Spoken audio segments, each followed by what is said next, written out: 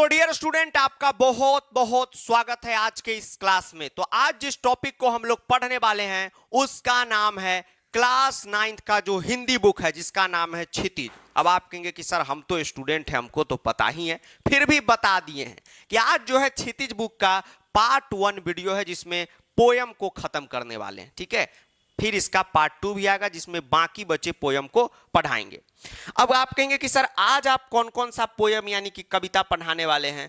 तो बउआ आज 4 कविता आपको पढ़ाने वाले हैं, साखिया तथा शबद। ठीक है, आपको पता होगा कि कबीरदास जी का ये कविता है जिसमें 2 पार्ट में इसको लिखा गया है। फिर है वाक, तीसरा है कैदी और कोकिला, और चौथा है अपना ग्राम श्री। तो आप सभी बच्चों से निवेदन है कि अपने कमर की पेटी बांध लीजिए, कस के तैयार हो जाइए और हमारे साथ चल पड़िए। कहाँ? पढ़ने की ओर। ठीक है, क्या समझे कि हम कहीं आपको घुमाने ले जा रहे हैं। रिजल्ट बेहतर देंगे तो आपको घुमा भी देंगे, नैनीताल कुल्लू मनाली। अब आराम आराम से पढ़ना है, ठीक है, एकदम इंजॉय के साथ साथ पढ़ना है। पहला जो ये है साखिया, तो सबसे पहले समझिए कि साखिया का मतलब क्या हुआ। तो साखिया का मतलब आप इस प्रकार समझ सकते हैं, जनरल टर्म में समझिए कि जो जिंदगी में हमको दिखता हो, जैसे यहां पर ऐसा चीज कुछ भी नहीं बोला गया है जो काल्पनिक चीजें हो, वो वास्तविक में आप फील करेंगे कि हाँ ऐसा होता है। जैसे हम बोले कि विराट कोहली साहब ने छक्का जड़ दिया, तो आप वास्तविक में देखते हैं, चाहे मैदान में हो या टीवी पे हो, वो वास्तविकता है, रियलिटी है, वो इमेजिनरी सिचुएशन नहीं है। तो साखिया में क्या किया है कबीरदास जी ने, आपको पता होगा कबीरदास जी के बारे में कि कबीरदास जी अपने आप में महान संत हुए।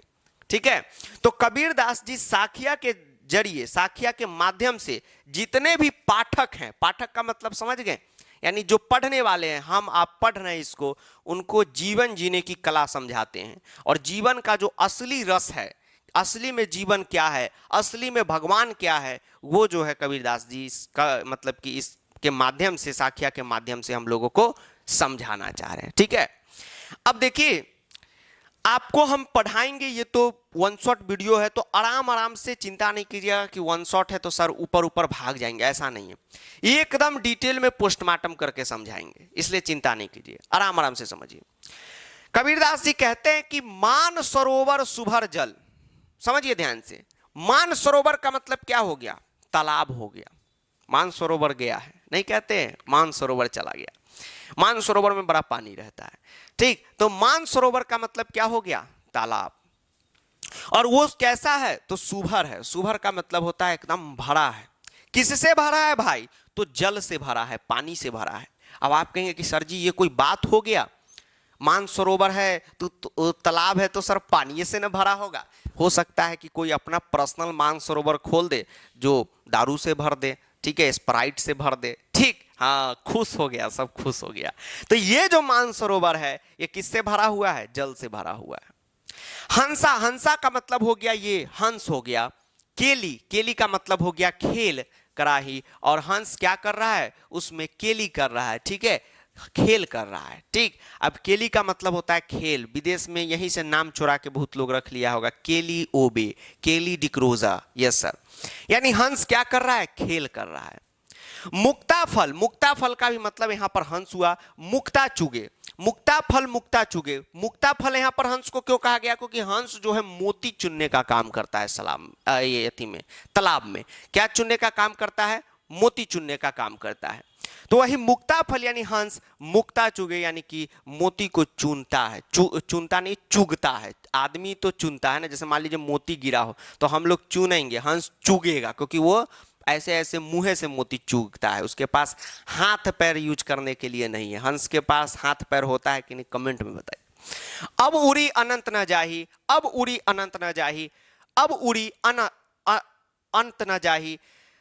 इसका मतलब क्या हो गया? ध्यान से समझिए, इसका मतलब हो गया दूसरी जगह। क्या हो गया? दूसरी जगह, यानी अब जो है हंस दूसरी जगह नहीं जाना चाहता है। ठीक है, वहीं पे क्या हो गया है? सेट हो गया है। ठीक, वहीं पे क्या हो गया है? सेट हो गया है। अब इसका जिंदगी से मतलब आप समझिए कि जिंदगी से कबीरदास जी क्या बताना चाहते हैं। कबीरदास जी ये बताना चाहते हैं कि तालाब जो है एक प्रकार का क्या है? जीवन है। ठीक है, और इसमें जो जल है वो क्या है? भक्ति है। ठीक, यानी लोगों को कबीरदास जी ये बताते हैं कि तालाब जो है वो जीवन है, जल क्या है, भक्ति है, हंस इसकी क्या है, आत्मा है। ठीक है, और मोती क्या है, तो मुक्ति है। यानी जीवन में जो भी व्यक्ति है उसको एक चीज करना होगा कि उसको क्या करना होगा, अपने जीवन में भक्ति करना होगा।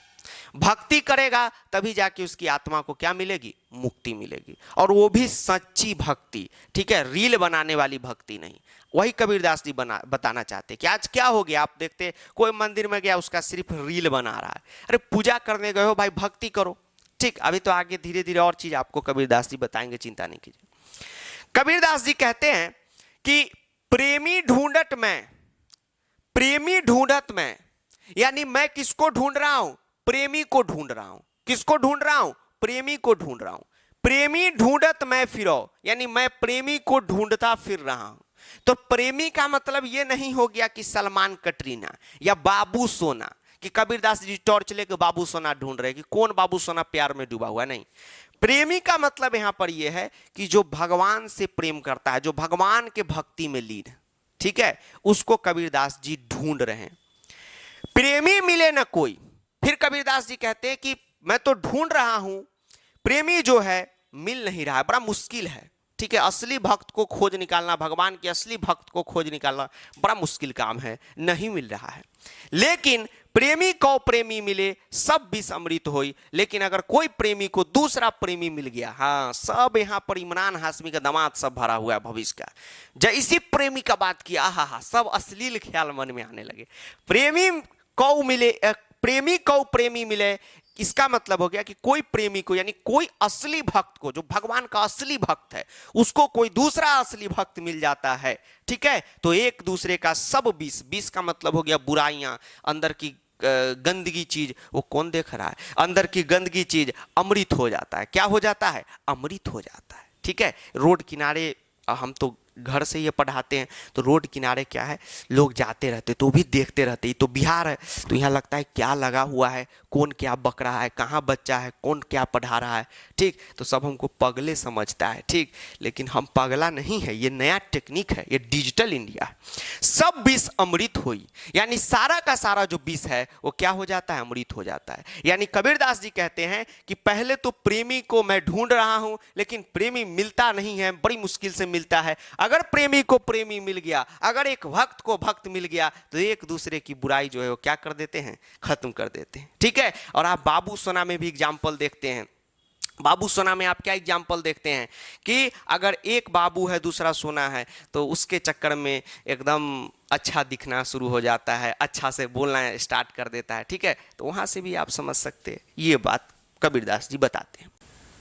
अब चलिए आगे बढ़ते हैं। अब कबीरदास जी कहते हैं कि हस्ती चढ़िए ज्ञान को सहज दुलीचा डारी, स्वान रूप संसार है भूखंड दे झकमारी। ठीक, अब अपने भाषा में समझिए। कबीरदास जी कहते हैं कि भक्ति का, ज्ञान का, ठीक, ज्ञान क्या है, असली भक्ति ही तो ज्ञान है।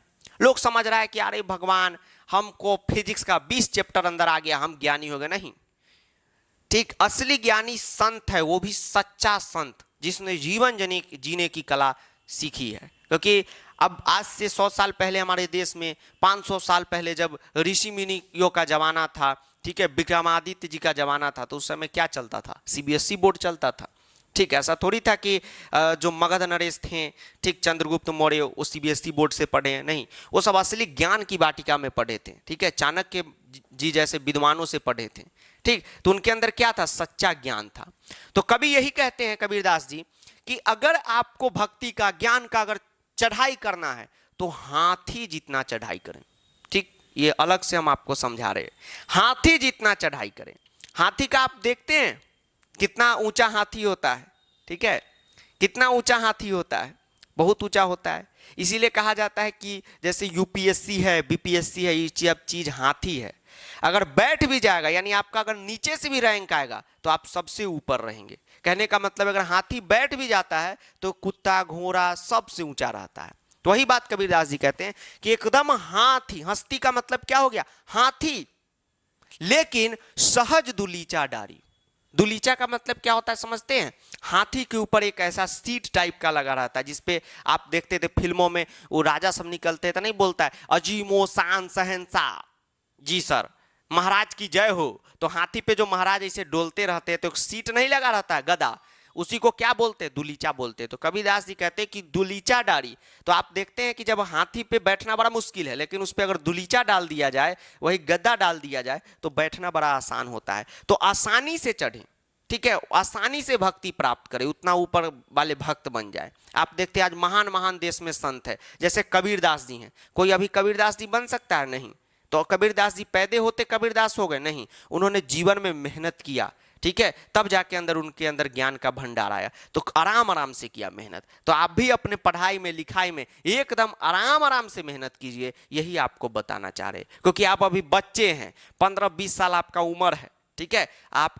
आपका भक्ति, आपका पढ़ाई हुआ, आपका कर्म हुआ, आपके पिताजी आप पर पैसा खर्च कर रहे हैं, तो आपका फर्ज है कि आप अच्छा रिजल्ट दे, ठीक, ये समझाना चाहते हैं। फिर कबीरदास जी कहते हैं कि स्वान, स्वान का मतलब होता है कुत्ता, स्वान रूप है संसार, स्वान रूप संसार है। यानी कबीरदास जी कहते हैं कि ये संसार जो है स्वान है, कुत्ता है। भूखन, भूखन मतलब होता है भौंकने दे भूतनी वाले को, भूखन दे झकमारी, ये सब ऐसे ही भौंकते रहते, इस पे कोई जो है इस पे ध्यान वान नहीं देना है किसी को, ठीक है। जैसे अभी आप मान लीजिए कि गरीब आदमी है, आप कहेंगे हम नीट पास करके डॉक्टर बनेंगे, तो मोहल्ला में 2-4 स्वान होगा, ठीक है वो सब ऐसी भौंक देगा कि ये लड़का पढ़ने वाला है, इसको क्या आता है, भर दिन क्रिकेट खेलता रहता है, ठीक, ये पास करेगा। तो उससे कोई आपको दिमाग में फर्क नहीं लेना है, क्योंकि दुनिया स्वान है, दुनिया स्वान है, ये कुत्ता है दुनिया, ये भौंकबे करेगा आप पे, ठीक है, भांग भांग भांग भांग भौंकबे करेगा, इससे कोई आपको जो है फर्क उर्क नहीं पड़ना चाहिए। फिर कबीरदास जी कहते हैं कि पखा पखी के कारण, पखा पखी, पखा पखी मतलब हुआ पक्ष और विपक्ष, पक्ष के कारण और विपक्ष के कारण सब जग रहा भूलान, सारा जग भूल रहा है। क्या भूल रहा है समझिए, आगे कहते हैं निरपक्ष, निरपक्ष मतलब होता है निष्पक्ष, इंडिपेंडेंट, आप नहीं बोलते इंग्लिश में, क्या बोलते हैं, अनबायस्ड, होई के हरि भजय, यानी जो अनबायस्ड, हमको नहीं बोलने आता है, ठीक है, ऐसी बोल रहे हैं, ठीक, जो निष्पक्ष होकर हरि भजय, यानी हरि का गुण भजेगा, सो ही संत सुजान, सुजान का मतलब हो गया सच्चा, वही क्या होगा, सच्चा संत होगा। यानी कबीरदास जी कहते हैं कि आज आप देखेंगे कि पक्का पक्की बहुत हो गया, ठीक है, वो उसका भगवान को गाली दे रहा है, कोई उसके भगवान को गाली दे रहा है, मतलब ये हम ये भगवान बेस्ट है, वो धर्म गलत है, तो वो कह रहा है ये धर्म गलत है। तो कबीरदास जी कहते हैं कि आज क्या हो गया, पखा पखी के कारण, यानी यही पक्ष विपक्ष के कारण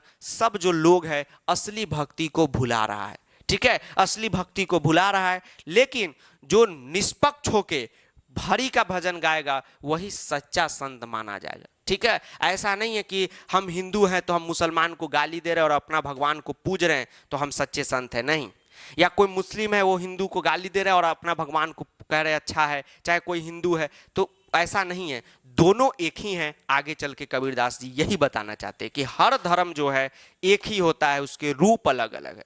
तो किसी भी धर्म को आप गाली देंगे, कोई वो धर्म को गाली देगा और कहेगा हम अच्छा संत है, तो वो झूठा आदमी है, ठीक है। सच्चा संत वही है जो निष्पक्ष होकर अपना हरि का गुण में मग्न रहता है। आप देखते थे कि आज अब जैसे हम लोग के दादा परदादा लोग थे, तो वो लोग कितने बड़े साधु संत हुआ करते थे, एकदम उनका डिसिप्लिन, योगा, किसी को कोई मार काट से मतलब नहीं, ठीक है। तो वो असली सच्चे संत थे, हरि के भजन में हमेशा मग्न रहते थे।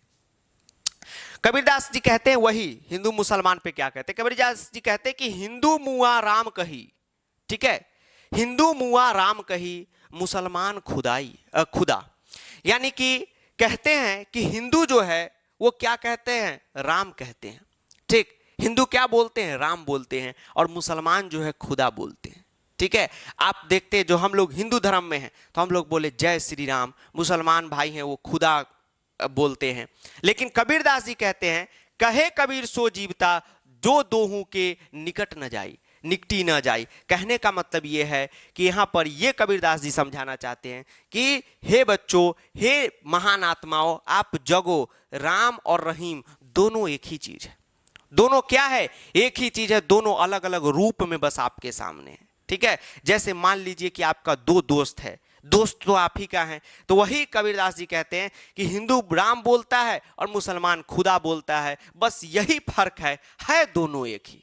ठीक है, दोनों एक ही हैं, हिंदू भी एक है, मुसलमान भी एक है, बस भगवान के दो रूप हैं, एक खुदा कहता है, एक राम कहता है। जैसे अमेरिका में रिवर कहा जाता है, हम लोग गंगा मैया कहते हैं, है तो दोनों नदी, दोनों उसी माँ के पुत्र हैं। ठीक है, हम लोग प्रकृति माता कहते हैं, अमेरिका वाले मदर नेचर कहते हैं। ठीक है, तो हम दोनों उनके प्रकृति माता के ही पुत्र। तो वही जो है यहाँ पर कवि बताना चाह रहे हैं। ठीक है, चलिए, हाँ चलिए, अब देखिए इसको डिटेल में तो बताइए। जैसे हिंदू मुआ राम कहीं, ठीक, मतलब इसमें कबीरदास जी एक और बात बताते हैं कि हिंदू मुआ, मुआ का मतलब मर गया, यानी राम कहते कहते बेचारा मर गया। ठीक है, जो आप देखेंगे हिंदू धर्म में क्या होता है, हम लोग जन्म से लेकर मरने तक राम राम राम राम जपते हैं। ठीक है, हमारे मुसलमान भाई खुदा खुदा जपते हैं। तो कबीरदास जी का कहना है कि दोनों एक ही है। ठीक, दोनों जो है एक ही है, ये बात आप सभी को मानना होगा। आज बहुत लोग मीडिया में भड़काने वाला सब बयान दे देता है कि यू है यू है, वो सब को कुछ आता है, नहीं आता है। कबीरदास जी से बड़ा ज्ञानी हो गया। आज दुनिया में कोई भी अगर बड़ा साहसी हो जाएगा, भगत सिंह से बड़ा साहसी नहीं हो सकता है। कोई कहेगा हम सबसे बड़ा अहिंसावादी है, गांधी जी से अहिंसावादी नहीं हो सकता है ज़्यादा। कोई कहेगा हम बहुत बड़ा संत है, बहुत बड़ा अभी मोटिवेशनल स्पीकर है, युवा हैं, स्वामी विवेकानंद जैसा उनके अंदर, उसके अंदर गुण नहीं आ सकता है। तो वही कोई कबीरदास हो जाएगा, नहीं हो जाएगा। तो सोचिए कबीरदास जी जितना महान आत्मा ये बात कह के चल गए हैं कि राम और रहीम एक ही है। ठीक है, वही अल्लाह है, वही भगवान है, इस बात को मानना है। ठीक, चलिए, फिर कबीरदास जी कहते हैं कि कावा फिरी काशी भया, राम ही भया रहीम। काबा हो या फिर काशी हो, आप देखते हैं कि हिंदू धर्म में क्या होता है, हम लोगों के धर्म में काशी जो है उसको पवित्र स्थान माना गया है। हिंदुओं में काशी को एक पवित्र स्थान माना गया है।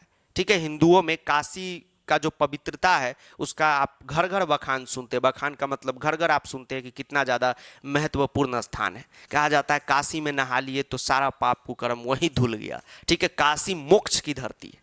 ठीक है, तो कहने का मतलब ये है, और हमारे मुस्लिम भाई में काबा हैं, तो कबीरदास जी कहते हैं कि काशी और काबा दोनों एक ही है, दोनों एक ही खुदा के हैं। समझ लीजिए ब्रांच अलग अलग है। मोट चुन मैदा भया, और कबीरदास जी कहते हैं राम ही भया रहीम, राम और रहीम एक ही है। ठीक, आप देखते हैं स्कूलों में, अभी सरकारी स्कूल में भी ये चलता है, प्रार्थना होता है। अभी तो इंग्लिश मीडियम में क्रिश्चियन वगैरह के तो स्कूल में पढ़िएगा तो वहाँ तो इंग्लिश में होता है। तो आप देखते ही हैं जो है, मतलब जैसे कुछ हिंदी माध्यम के स्कूल हैं वहाँ हिंदी में होते हैं। प्रार्थना सब एक ही है। उसमें आप सुनते होंगे तू ही राम है, तू रहीम है, तू कृष्ण खुदा हुआ, यानी तुम ही राम हो, तुम ही रहीम हो, तुम ही कृष्ण और तुम ही खुदा हो। ठीक है, यानी सब एक ही है। कबीरदास जी कहते हैं कि मोट चून मैदा भया। मोट चून का मतलब क्या हो गया, मोती चूर के लड्डू आप देखते हैं, जो बेसन वगैरह का लड्डू होता है, ऐसे छुइएगा भड़क जाएगा। और जो मैदा का एकदम बनता है बर्फी टाइप का, कितना सुंदर लगता है। तो कबीरदास जी कहते हैं जो इस बात को समझ लेगा कि काबा और काशी एक ही है, राम और रहीम, खुदा कृष्ण सब एक है, वह ठीक उसी प्रकार से हो जाएगा। उसको जो है मोट चून, यानी कि वो जो बेसन वाली लड्डू है, मतलब जिंदगी है यानी कि दुनिया है, वो भी उसको मैदे के समान बनी बर्फी टाइप की लगेगी। ठीक है, चलिए, वैठी कबीरा जीम, और जो है जीम का मतलब हुआ सेवन करना, ग्रहण करना। कबीरदास जी उसी को ग्रहण करते हैं, उसी को आशीर्वाद देते हैं। अब आगे चलते, आखिरी पंक्ति में कबीरदास जी कहते हैं कि ऊंचे कुल का जन्मिया। ठीक है, ऊंचे कुल का जन्मिया। ऊंचे कुल का जन्मिया का मतलब क्या हो गया, जो भी व्यक्ति ऊंचा कुल में जन्मा हो। ठीक है, ऊंचा कुल का मतलब हो गया बड़े बड़े टाटा बिरला के घर पे जन्मा हो। लेकिन जो करनी ऊंच न हुई, अगर उसकी करनी ऊंच नहीं है, ठीक है, उसकी करनी ये वाली है, ठीक, ऊंच नहीं है। मान लीजिए कि अरे बाप रे, एक बहुत बड़े संत का बेटा है, लफुआ है, ठीक है, 2-4 गो बदमाशी कर रहा है, तो कबीरदास जी कहते हैं कि ऊंचे कुल में जन्म लेना ठीक है, ले लिया, वो तो भगवान का महिमा है। जे करनी ऊंच न हुई, अगर तुम्हारा करनी ऊंच नहीं है, कर्म ऊंच नहीं है, ठीक है, तुम वैसी हरकत कर रहे हो एकदम छिछोरा वाला, तो सुबरन कलश सूरा भरा। सूरा का मतलब होता है दारू, शराब। ठीक, खुश हो गया सब खुश हो गया। सर कहाँ मिलेगा, कमेंट बॉक्स में मिलेगा। ठीक है, तो 2 पैक मार के कमेंट बॉक्स में सब 2 पैक मार देंगे, 2 पैक हम लोग भी इधर दे देंगे। हाँ, दारू का नाम सुनते सब खुश हो जाता है। क्या है, खुश हो जाता है। ऐसे फुलफिलित हो गया, दारू दारू, जय हो दारू और जय मेहरारू। ठीक है, तो सुरा का मतलब हो गया शराब, यानी कबीरदास जी कहते हैं। और सुबरन का मतलब हो गया सोने का, कलश मतलब हुआ कलश। तो कबीरदास जी कहते हैं कि सोने का कलश। अब आपसे हम पूछे सोने का कलश सुंदर है, आप कहेंगे सुंदर है, ज्यादा आपको खराब लग रहा है तो दे दीजिए। यानी सोने का कलश कितना महंगा रहता है। अगर सोने की कलश की तारीफ करना हो तो कोई भी उसकी बुराई करेगा? नहीं करेगा। सब कहेगा हाँ हाँ कितना सुंदर है। चाहे चोर होगा, चोर तो पहली कहेगा हाँ हाँ ये तो सुंदर है, आज रात में उठा लेंगे। संत होंगे वो भी कहेंगे बड़ा अच्छा नक्काशी है, सुंदर है। ठीक है, तो कबीरदास जी कहते हैं कि ठीक उसी प्रकार अगर कोई ऊंचे कुल में जन्मता है और उसका कर्म ऊंचा नहीं है, वो लफुआ है, छिछोरा है, ठीक है, अय्यास है, तो वो ठीक उसी प्रकार हो जाएगा जैसे सोने के कलश में सूरा भरा हो, यानी दारू भरा हो, शराब भरा हो। अब सोने के कलश में दारू भर दें तो कोई चोर डाकू है कहेगा हाँ हाँ तब तो मजा हो गया, रात में सोना के कलशों चुरा लेंगे, अब बैठ के दारू भी पी लेंगे। ठीक, संत कहेंगे कि ये सोने का कलश है तो क्या हुआ, इसमें तो दारू है, हट ये गंदा चीज है। तो उसी तरीके से साधु निंदा सोई, तब साधु लोग जो होंगे, सच्चे अच्छे लोग होंगे समाज के, वह उस कुल के व्यक्ति का निंदा करेंगे, ये नहीं सोचेंगे कि ये बड़ा पैसा वाला है। ठीक है, तो ये बातें कबीरदास जी साखिया में बताएं। इसको फिर से समझिए। जैसे मान लीजिए कोई ऊंचा कुल में है, लफुआ है, बदमाश है, हम अच्छा व्यक्ति है। आज अगर कोई टटो बिरला का बेटा गलती करेगा, हम बोलेंगे गलती करता है। ठीक है, अभी देखिए हीरो हीरोइन का बेटा सब इतना बड़ा पैसा वाला का सब दारू ड्रग्स गांजा भांग कति कति पीता है, तो उसका हम बुराई करेंगे, बुराई करेंगे कि गलत बच्चा है। ठीक, तो वही हम लोग साधु संत है तो साधु संत बुराई करेगा। और जो सब एकदम वही चोर वाला होगा कि दारू सोना के कलश में दारू कहेगा हाँ हाँ हाँ इतना ड्रग्स से पीता है, वो क्वालिटी का क्यों नहीं पीता है, बेस्ट ऑफ लक, तुम ही जीतोगे, फलना बॉस चिलना बॉस। तो वो सब चीज़ें आपको छोड़ देना है, तब आप साधु वाला क्रिटेरिया में नहीं आ रहे, चोर वाला में आ रहे। ठीक है, तो साधु निंदा सोई, तो साधु की क्या करनी है, निंदा नहीं करनी है, साधु लोग निंदा करते हैं। ठीक, अब अगले चलते हैं जिसका नाम है शब्द। अब चलिए अगले पार्ट में चलते हैं जिसका नाम है शब्द। ठीक है, तो ये तो रिकॉर्डेड लेक्चर है तो अकेले ही रिकॉर्ड करते हैं। ठीक है, बीच बीच में कुछ सहयोगी आ जाते हैं, घर से करते हैं, तो देखना पड़ता है कि नहीं कि हम पढ़ा ही रहे, पता चले उधर बैटरी चेंज करने की जरूरत पड़ जाए, आवाज वगैरह आ रहा है कि नहीं। ठीक, तो इसलिए हम एक स्क्रीन भी यहाँ पे बना लिए हैं अभी, तत्काल में हमको दिखते रहे कि सब ठीक ठाक चल रहा है कि नहीं, आईने की मदद से।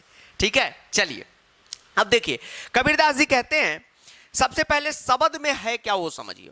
शब्द में समझ लीजिए कि भगवान कह रहे हैं, जो बातें ये कह रहे हैं, मतलब यहाँ पे लिखा हुआ है वो ईश्वर स्वयं परमात्मा, आप जिसको भी मानते हो, अल्लाह, ईश्वर, राम, रहीम, जिनको भी, कृष्ण भगवान, जिनको भी मानते हो, जिस भी भगवान को आप मानते हैं, वही आपको ये कह रहे हैं। समझिए कबीरदास जी के माध्यम से कह रहे हैं, मतलब कबीरदास जी के थ्रू कहवा रहे हैं आपको। ठीक है, कबीरदास जी कहते हैं, भगवान कह रहे हैं कि मोको कहां ढूंढे बंदे। ठीक, इसमें बुंदेलखंडी भाषा का भी प्रयोग है, अवधी जो भाषा चलती थी, जो भाभी जी सीरियल सब में नहीं चलता है, अरे दादा गोरी में का होगो, वही वाला भाषा है। ठीक है, लंदन में टैक्सी चलाएगा, रुक रुक रुक, अबे कैसा रिएक्शन, खुश रहे। ठीक, तो वही वाला भाषा जो यहाँ पे है। तो भगवान कहते हैं मोको यानी मेरे को, हमको कहां ढूंढे बंदे, कहां पे तू ढूंढ रहा है, मैं तो तेरे पास में, यानी मैं तो तुम्हारे पास में हूं। ठीक है, ना मैं देवल, देवल का मतलब हो गया मंदिर, ना मैं मस्जिद, मस्जिद का मतलब मस्जिद, ना काबे ना कैलाश में। ठीक है, यानी भगवान कहते हैं कि मुझे तू कहां ढूंढ रहा है। ठीक, मुझे कहां ढूंढ रहा है भूतनी के तू लोग, मैं जो हूं तेरे पास में हूं। ठीक है, तुम्हारे आसपास में हूं, इसीलिए कहा गया है कि हम में तुम में खंभे सब में विराजे राम। ठीक है, यानी सब जगह राम है, तभी तो हनुमान जी ऐसे कलेजा फाड़ के दिखा दिए थे। ठीक है, तो सब जगह राम है, सब जगह खुदा है, यही भगवान बताना चाह रहे कि मुझको कहां ढूंढ रहा है ये बंदे, ये लोग, मैं तो तेरे पास में हूं, मैं न मंदिर में हूं, न मस्जिद में हूं, न काबा में हूं, न कैलाश में हूं। ठीक है, मैं सबके पास में हूं, न तो कौने क्रियाक्रम में, मैं कोई भी क्रियाक्रम में नहीं हूं। ठीक है, क्रियाक्रम का यहां पर यह मतलब हो गया कि जैसे मान लीजिए कि कोई हम अनुष्ठान कर रहे हैं, कोई पूजा पाठ कर रहे हैं, ठीक है, उससे खुशी मिलती है, लेकिन भगवान का कहना है, कबीरदास जी कहते हैं कि भगवान का कहना है कि मैं उस क्रियाक्रम में भी नहीं हूं, नहीं योग वैराग में। वैराग मतलब हम सन्यासी हो गए हैं, ठीक है। अब जैसे आजकल बहुत गुरुजी लोग आ गए हैं, ठीक, तो ऐसा नहीं कि आप सन्यासी हो जाओगे तो ही मैं आपके पास आऊंगा, वहां भी मैं नहीं हूं। खोजी होए तो तुरते मिलियो पल भर की तलाश में। तुरत्ते का मतलब होता है तुरंत, इमीडिएटली। अगर तुम मुझे खोजोगे तो तुरत्ते मिलियो, यानी कि तुरत्ते मिल जाऊंगा, यानी कि पल, तुरत्ते का मतलब वही इमीडिएट मिल जाऊंगा। अभी तुम घर में हो, यहीं पे खोजो, मिल जाऊंगा पल भर की तलाश में। कहे कबीर सुनो भाई साधो साधो सौ श्वासों की श्वास में, यानी कबीरदास जी कहते हैं कि हर श्वास के क्या है, श्वास में भगवान है, ठीक है। भगवान के वजह से ही तो हम लोग जीवित है, ठीक है। तो इस सांस लिए तो हर कण-कण में भगवान है, ठीक, हर कण-कण में भगवान है। यही भगवान कहते हैं कि मैं कहीं भी नहीं हूं, तुम्हारे पास हूं। तो भगवान का ये कहना है कि ऐसा नहीं कि तुम काबा आ जाओगे, कैलाश आ जाओगे, काशी आ जाओगे और मेरी प्रार्थना करोगे या फिर वहां से आके कांड करोगे, वही हरकत रखोगे तो मैं तुम्हें मिल जाऊंगा, नहीं। तुम अच्छे हो, सच्चे हो, कहीं से भी एक अगरबत्ती जला दोगे, अभी मेरा नाम ले लोगे, वही स्मरण हो गया। तो दिखावा मत करो, आज दिखावा का दौर चल गया। कोई जाता है, अभी तो छपड़िया सबका इतना चल गया, छपड़ी जो सब आ गया, लोग सब गया रील बनाया वहाँ, ठीक है। भगवान के मंदिर में गया केदारनाथ, वहां से रील पे रील चपका रहा है, ठीक। पहले प्रसाद उरसाद आता था, अब कर रीले भेज रहा है 2-4 गो, ठीक, वहीं से भेज रहा है, ठीक। क्या क्या रील में गाना सो लगा दे रहा है, मैं थारे पाँव की जोटी ना जटने, मैं थारे मुंह की बिमलना जटने खा के थूक दी, ठीक है। को सारा जमाना इसकी भर में लगा लगा के भेज रहा है। भक्ति करने गए, जाओ चुपचाप पूजा पाठ करो, ठीक। तब तो मंदिर प्रशासन बंद भी कर दिया रील, बहुत बढ़िया काम, ठीक है। चलिए, रील बनेगा ना, रील बनाइए, जनरल में बनाइए, ये भगवान कहते हैं। अब आगे जो है, ये जो यहाँ पे लिखा गया है दूसरा पद, इसका माध्यम क्या है समझिए। दूसरा का माध्यम से क्या आपको बताना चाहते हैं कबीरदास जी, समझिए। कबीरदास जी का कहना है, पहले ये हम आपको डायरेक्ट समझाएंगे तो उतना समझ में नहीं आएगा, पहले इसका समरी आपको बता देते हैं। कबीरदास जी का कहना है कि जैसे एक बांस का टाटी का घर है, टट्टी का घर, ठीक है। तो टट्टी वो वाला टट्टी नहीं, गांव में जो लकड़ी का घर बनता है, ठीक है, घास फूस का, जैसे धान हुआ, धान का जो बच गया उस सबका घर बन जाता है, ठीक है, जिसको पोरा बोलते हैं, लेवारी बोलते हैं, ठीक है, कहीं कहीं पुआल बोलते हैं। तो कबीरदास जी का कहना है कि वैसा एक घर बना हुआ है बांस के सहारे, तो वो घर आंधी में उड़ जाएगा। किस में उड़ जाएगा? आंधी में उड़ जाएगा, ठीक है, आंधी में उड़ जाएगा, ठीक है। लेकिन अगर संत वो घर बनाएंगे तो कभी नहीं उड़ेगा, कभी नहीं उड़ेगा, कितना भी आंधी आ जाए। तो ये वो असली घर की बात नहीं कर रहे हैं, घर का रिफरेंस देकर आपको दूसरा चीज समझाना चाह रहे हैं। क्या समझाना चाह रहे हैं समझिए। कबीरदास जी कहते हैं कि संतो भाइयों आई ज्ञान की आंधी रे, यानी अरे भाई, अरे संत लोग, किसकी आंधी आई है? ज्ञान की आंधी आई है, यानी नॉलेज की आंधी आई है। भ्रम की टाटी सबे उड़ानी, मया रहे न बांधी, ठीक। और कबीरदास जी कह रहे हैं कि अभी जब ज्ञान रूपी आंधी चलती है तो भ्रम की जो टाटी है, टाटी का मतलब वही हो गया घर, छप्पर, टाटी का जो गांव में घर बनता है, वो सब जो है उड़ चुका है और मया भी नहीं है, मया भी जा चुका है, ठीक। अभी आप क्या कर समझिए, इसको ध्यान से समझिए, बहुत टफ चीज है, इसको समझना पड़ेगा। ये जनरल दुनिया को रिलेट करके कबीरदास जी बताएं। कबीरदास जी का कहना है कि जैसे अभी आप भ्रम में है कि हाँ वो मेरी है तो मेरा है, ये निकालूंगा वो निकालूंगा, बाद में आपको किसी संत ने बताया कि ये सब कुछ नहीं है, आपको अच्छा आदमी बनना है, तो आप कहेंगे हाँ सर सही बात है। तो ज्ञान की आंधी आई, जैसे अभी आप किसी गुरु जी का प्रवचन सुने तो आपने कहा नहीं नहीं ये सब गलत हम कर रहे हैं, ये ठीक जायज काम नहीं है, तो ज्ञान की आंधी उधर से चली। गुरुवाणी, गुरुवाणी सबसे पवित्र चीज होती है, तो गुरु की वाणी आई कि बच्चों, हमारे क्लास में जितने भी लोग हैं वो सब हमारे भाई बहन हैं, मित्र हैं, ठीक है, स्कूल हमारा संपत्ति है, उसकी कुछ भी चीज को बर्बाद ना करें। तो आप लोग कहते थे कि सर हाँ पहले सर बेंच डेस्क तोड़ते थे, अब नहीं तोड़ेंगे। तो एक ज्ञान रूपी आंधी यहाँ से चली, तो आपका जो भ्रम की टाटी था, यानी आपके अंदर भ्रम था कि ये तो स्कूल वाला का है, ठीक है, क्या मतलब टूट गया, वो भ्रम की टाटी उड़ चुका है, माया भी अब जो है जा चुकी है। ये बात कबीरदास जी बताना चाहते हैं। कबीरदास जी बताना चाहते हैं कि हित चित्त की मतलब हो गया मन की बुरी अवस्था, चित्त मतलब होता है मन, हिति चिति, ठीक। तो ये तो हिंदी क्लास ना है, ठीक। आप में से बहुत सारे बच्चे जानते होंगे कि हम संस्कृत के भी शिक्षक हैं, थे नहीं हैं। जो लोग संस्कृत वाले होंगे आप सर चेक कीजिएगा कभी, तो उसमें चितम है, चितम का मतलब होता है मन, तो वही निकल गया है, ठीक है। यहाँ पर है हिति चित, हिति चित का मतलब हो गया वही मन की बुरी अवस्थाएं। की द्वय थूनी गिरानी, की द्वय थूनी गिरानी, द्वय मतलब हो गया दो खंभे हम लोगों को क्या करना है, गिराना है। समझिए क्या कबीरदास जी कहना चाहते हैं कि हमारे मन का जो मान लीजिए बुरी ख्याल है, आपके मन में एक बुरा ख्याल आ गया, निगेटिव चीज है, ये दो खंभों पे टिका हुआ है। और कबीरदास जी का कहना है कि एक बार जब संतों का आंधी चलेगा, ज्ञान की आंधी, सर कैसे चलेगा, आंधी चलवाइए। तो आप कबीरदास जी का जितना कविता है, दोहा है, ठीक है, वो पढ़िए, ज्ञान आपके अंदर आएगा। ज्ञान लेने से ना आता है, कोई आपके अंदर फिट करके थोड़ी चला जाएगा, आप पढ़िएगा तो ज्ञान आएगा। गुरुवाणी सुनिए। तो कबीरदास जी का कहना है कि एक बार ज्ञान की आंधी चलेगी ना, तो दोनों खंभा को गिरा देगी। अब जैसे ही दोनों खंभा ब्रेक ये होगा, ब्रॉक क्या बोलते हैं इंग्लिश में, टूट जाएगा, बस बुरी अवस्था आपकी खत्म हो जाएगी, गिर जाएगा, धराशायी हो जाएगा। फिर कबीरदास जी कहते हैं मोह बलिंडा टूटा। और जो मोह का क्या है, बलिंडा, बलिंडा का मतलब होता है बल्ली। आप देखेंगे बांस में एक बल्ली रहता है, सर बल्ली हम नहीं समझ रहे।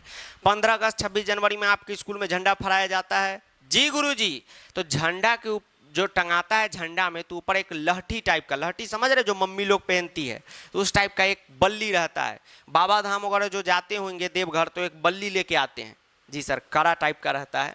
बच्चा में आप लोग का जन्म हुआ होगा जब मैनी पोको पैंट पहनते होंगे, उस समय गिफ्ट में आया होगा चांदी का बाला। तो उस टाइप की जो बल्ली है, मोह की बल्ली, वो भी टूट जाएगी। तृष्णा छानी पड़ी घर ऊपरी, कुबाधी का भांडा फूटा। कबीरदास जी कहते हैं कि तृष्णा यानी कि इच्छा भी खत्म हो चुकी है, इच्छा का छत जो है वो भी उड़ चुका है। और जो कुबाधी यानी कुबाधी का मतलब होगा गंदी बुद्धि थी, मेरे अंदर गंदगी थी, वो सब का भी भांडा फूट चुका है। जब ज्ञान की आंधी बहेगी, तो एक घर का एग्जाम्पल देके बताए हैं, एक घर का बताए हैं कि एक टट्टी का घर है वो कैसे गिर जाता है आंधी में। तो कबीरदास जी का कहना है कि जब उसी तरीके की ज्ञान की आंधी चलेगी, तो आपके अंदर का जो बुरी ख्याल है वो धाराशायी हो जाएगा, ठीक है। बुरी ख्याल किस पे टिका हुआ है, तो दो बंबू पे टिका हुआ है, और दोनों बंबू आपका गिर जाएगा। मोह बलिंडा टूटा, और मोह का जो बल्ली है वो भी टूट जाएगा। इच्छाएं का जो छप्पर है वो भी आपका उड़ जाएगा। और यहाँ पर बुरी बुद्धि, घटिया बुद्धि आपके अंदर जो है, अश्लीलता है, उसका भी भांडा फूट जाएगा, ठीक है कि नहीं। हम गलत थे, हमें साधु वाणी हमेशा बोलना चाहिए, ठीक। चलिए अब आगे कबीर जी कहते हैं, अब आगे कबीरदास जी कहते हैं कि जोग जुगती करी संतो बांधी, निर्चू चूबे ना पानी, कूर कपट काया का निक्स्या, हरि की गति जब जानी। अब समझिए ध्यान से, कबीरदास जी का कहना है कि आपके अंदर एक घर बना हुआ है। घर का मतलब समझिए क्या हुआ, घर का मतलब हुआ कि आप एक सोच पे चल रहे हैं। जैसे मान लीजिए कि कोई चोर है, ठीक, कोई डकैत है, कोई अपराधी है, तो उसके अंदर वो अपराध कैसे कर रहा है, सो आपने कभी सोचा है कि वो अपराधी क्यों है, ठीक। अपराधी क्यों है, टीचर क्यों है, सो बताइए आप। दोनों के अंदर तो दिमाग, ये दोनों माँ के कोख से ही पैदा लिया है, तो कैसे अपराधी है, क्योंकि अपराधी का जो दिमाग है, उसका जो हिति चित है, यानी कि मन की जो बुरी अवस्थाएं हैं, वो इसी दो बंबू पे टिकी हुई है, निगेटिविटी। और हम जो शिक्षक लोग हैं, उनका मन का जो अवस्था है वह पॉजिटिव पे टिका हुआ, ठीक। तो पॉजिटिव पे जो टिका रहता है, या आगे के लाइन में कबीरदास जी यही बताना चाहते हैं कि जो पॉजिटिविटी पे टिका रहता है बंबू, ठीक, वो बंबू कभी नहीं गिरता है, कितना भी आंधी आएगा नहीं गिरेगा। क्यों, क्योंकि इसको संतों ने बांधा है। संतों ने बांधा का मतलब समझे, इस दिमाग को किसने डेवलप किया है, गुरुओं ने डेवलप किया है, शिक्षक ने डेवलप किया है। अब मान लीजिए कि आप लोग बच्चा रहते हैं, नर्सरी में एडमिशन लेते हैं, और उसी वक्त से क्लास 1 से सिखाया जाए पहला क्लास में कि कट्टा कैसे चलाना है, दूसरा क्लास में किसी को बैंक को कैसे लूटना है, तीसरा स्टेप में हम आगे बढ़ेंगे किसी सरकार को कैसे लूट लेना है, चौथा में जानेंगे किसी देश को कैसे कब्जा में कर लेना है, ठीक है, अमेरिका को कैसे लूट लेना है। तो आप कभी भी अच्छे बन पाएंगे नहीं, एकदम सब लुटेरा हो जाएगा। क्यों, क्योंकि आपका जो गुरु है आपको निगेटिव बना दिया हुआ है, ठीक है, दुनिया जो है, समाज आपको निगेटिव बना दिया हुआ है। लेकिन अगर असली गुरु की आंधी चलेगी, कबीरदास जी जैसे संत की, बस आपका निगेटिविटी 2 मिनट में गिर जाएगा। आप कहेंगे हाँ, गुरुवाणी सुन लेते हैं सब यूट्यूब पे, तो कहते हैं हाँ गुरु जी सही बोल रहे हैं, तो वही उड़ चुका है, आपका आंधी उड़ चुका है, लेकिन जो पॉजिटिव है उसको कोई निगेटिविटी नहीं उड़ा सकता है। वही कबीरदास जी बोलते हैं। कबीरदास जी बोलते हैं कि योग जुक्ति यानी योग के माध्यम से, पहले तो संत सब योग करते थे, तो उसी के माध्यम से जो युक्ति लगाकर संत ने जो बांध दी है उसको उस घर में निर्चु चुबे, निर्चु का मतलब हो गया, निर्चु का मतलब हो गया एकदम लिटिल अमाउंट में, थोड़ा सा भी नहीं चुएगा पानी, पानी नहीं टपकेगा। ठीक है, कहने का मतलब यह है कि जिसके गुरु ने उसको पॉजिटिव से एकदम अच्छा बना दिया, बुराई का एक बूंद भी पानी उसके अंदर नहीं टपकेगा। कूर कपट काया का निक्स्या, और जितने भी कूड़ा कचरा है शरीर से, वो अगर गुरु आपका दिमाग को डेवलप करता है वो खत्म हो जाएगा। लेकिन आज बच्चों का, आप सभी का दिमाग कौन डेवलप कर रहा है? इंस्टाग्राम के रीलर डेवलप कर रहे हैं। ठीक है, तो आपका भी दिमाग वही रील टाइप का बना दिए। ठीक है, आप लोग असली दुनिया से भाग गए। अगर रीलर में गुरुजी में मुकाबला हो जाए तो रीलर 500 वोट से जीत जाएगा, गुरुजी हार जाएंगे, बात का चैलेंज। ठीक है, हम लोग नहीं हारेंगे क्योंकि हम रीलर भी हैं, गुरुजी भी हैं। ठीक है, हम मॉडर्न गुरु हैं। ठीक है, चलिए, हरि की गति जब जाएगी, अब जब हरि का गति आएगा, जब हरि को आप पहचान लेंगे, हाँ भगवान सही है, तो आप समझेंगे हाँ। ठीक है, ये चीजें आगे होती है। ठीक, चलिए, हाँ अब देखिए कबीरदास जी कहते कि आंधी पीछे जो जल भूठा, कहा, हाँ, आंधी पीछे जो जल बूठा, प्रेम हरि जन भीना, कहे कबीर भान के प्रकटे, उदित भाया तम तम खीना। कबीरदास जी का कहना है कि जब आंधी आएगी, ठीक है, आंधी के पीछे क्या होगा? जल टपकेगा। किसका? तो प्रेम हरि जन भीना, यानी लोग, प्रेम का जल जब टपकेगा, हम लोग भींगेंगे उसमें, वो भगवान का जल रहेगा। कहे कबीर भान के प्रगटे, उदित भाया तम खीना, और क्या हो जाएगा? एक बार जो है सूर्य, यानी कि सूर्य देव, उदित का मतलब हो गया सूर्य देव, जब सूर्य देव का उदित का मतलब तो उदय हुआ, ठीक, उनको भी कहा जाता है, और भान का भी मतलब हुआ सूर्य, यानी जब सूर्य देव उदित हो जाएंगे तो जितना भी भया है वो क्या हो जाएगा? मतलब हो जाता है क्या? तम खीना, यानी जितना भी अंधेरा है वो क्या हो जाता है? नष्ट हो जाता है। क्या हो जाता है? नष्ट हो जाता है। ठीक, ये सब क्या हो जाएगा? नष्ट हो जाएगा। तम का मतलब क्या हो गया? अंधेरा, खीना यानी कि नष्ट हो जाएगा। ठीक, तो कबीरदास जी का ये कहना है कि जब भगवान उगेंगे, मतलब जब सूर्य देव उगेंगे, ये सारी चीजों को नष्ट कर देंगे।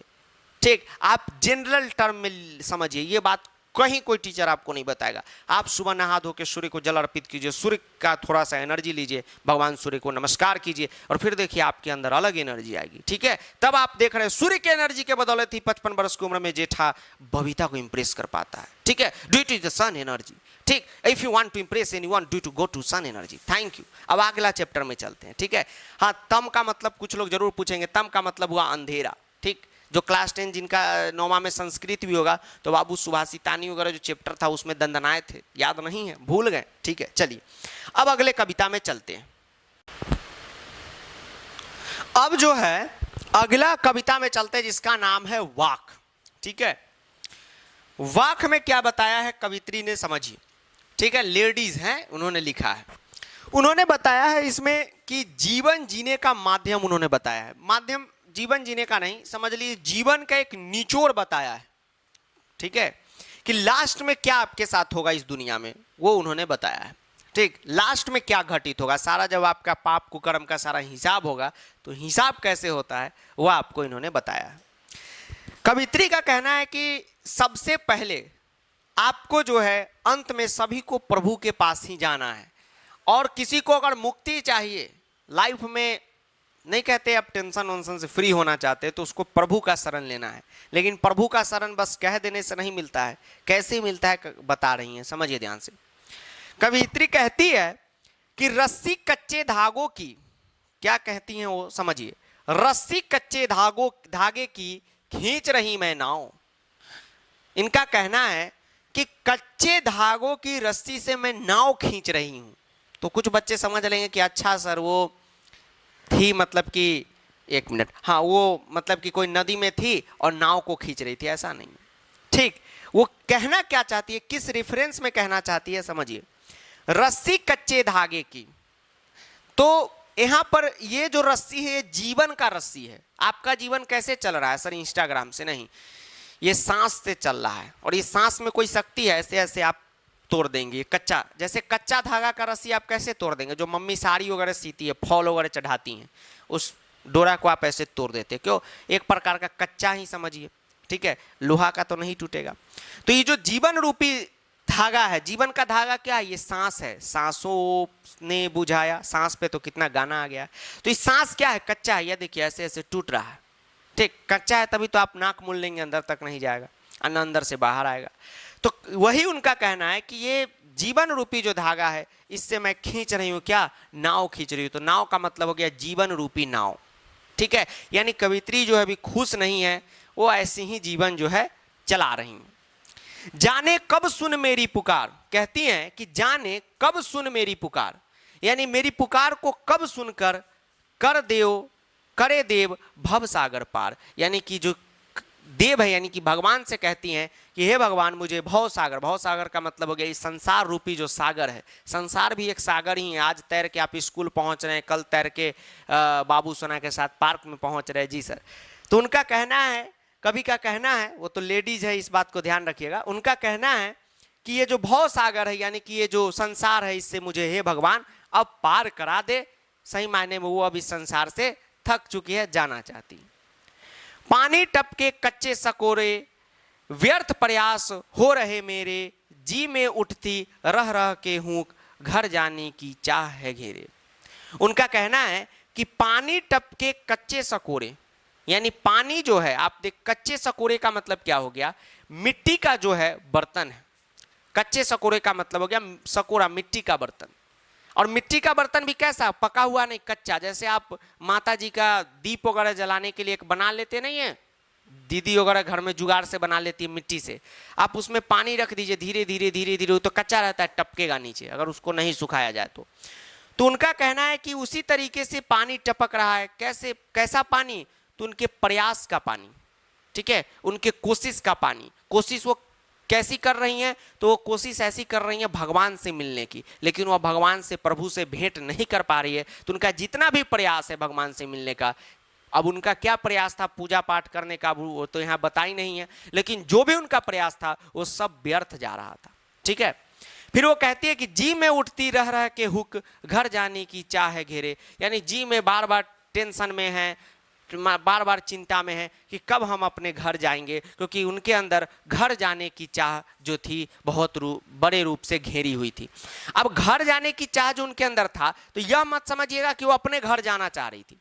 घर मतलब हो गया भगवान के घर वो जाना चाह रही थी, लेकिन पहुंच नहीं पा रही थी। उसी बात का टेंशन उनको सताया जा रहा था, क्योंकि उनका जो प्रयास है वो भी व्यर्थ जा रहा था। और वो बताती है कि ठीक उसी तरह व्यर्थ जा रहा था जैसे कोई कच्चे मिट्टी के बर्तन में पानी डाल दे तो कैसे धीरे धीरे टपक के खत्म हो जाता है, उसी तरह जितने भी प्रयास हमने किए वो सब क्या हो गया? खत्म हो गया, ठीक है। जितने भी प्रयास किए वो सब।